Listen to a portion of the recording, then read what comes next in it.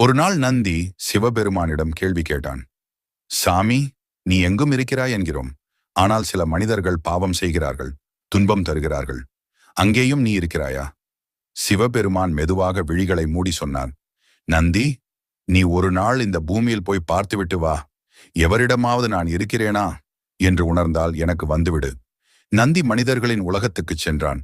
ஒருவன் கோயிலில் ஒலி செய்யும் நாதத்தில் சிவனை உணர்ந்தான். மற்றொருவன் பிச்சை எடுத்து எளிமையாக வாழ்ந்தான்.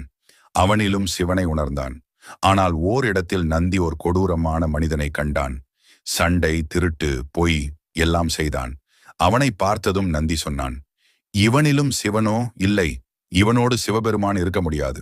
அன்றிரவு நந்தி கைலாயத்துக்கு திரும்பினான். சிவபெருமான் அவரை பார்த்து மெதுவாக சிரித்தார். நந்தி, அவனும் பாவம் செய்கிறான். ஆனால் தினமும் மனசுக்குள் யாரையும் மன்னிக்காமல் துயரத்தில் விழுகிறான்.